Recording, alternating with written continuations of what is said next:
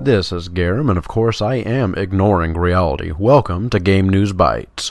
Only good information, all duds removed. Xcom 2 Novel Summation Part 7. If you guys missed any of the previous parts, go ahead and click on the screen now and I'll take you to where you need to be. So let's quickly recap what happened.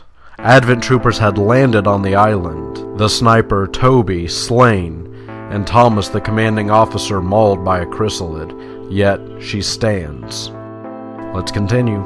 Thomas, now standing before him, head tilted, mouth agape. She began lumbering forward.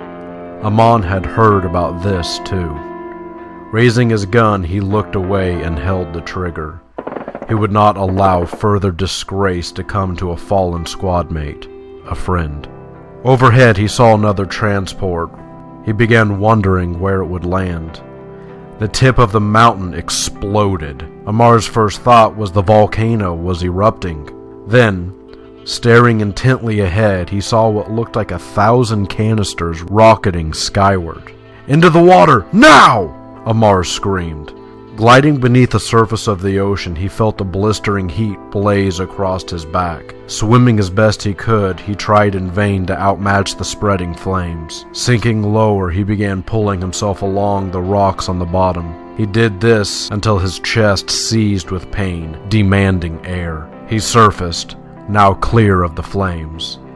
The whole side of the mountain, along with much of the beach, burning like a torch. Meeting up with the survivors of his squad and Lina, they swam on, trying to keep their head and hands above the water to avoid frostbite. There was a series of smaller islands surrounding the main one. They swam until they found one not alight. They all huddled up.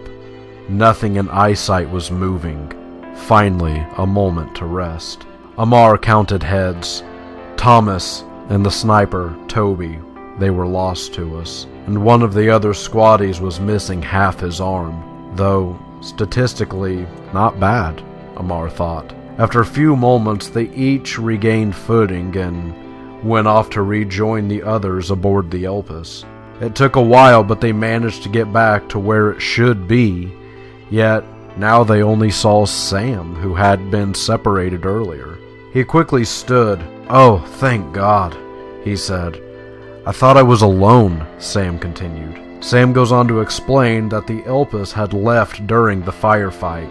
They continue talking amongst themselves, but nothing much really happens until morning comes. They decide to make their way back to Valen's lab, aptly named the Wonderland. The lab doors had blown open, and the charred remains of 3 Advent troopers and several chrysalids were just outside that door. It appeared that Valen had waited as long as she could before enacting her defense. Inside, they found some human remains also, but not nearly enough to count for the entire island's population. Valen was smart enough. She likely had some kind of backup escape plan, Amara assured everyone.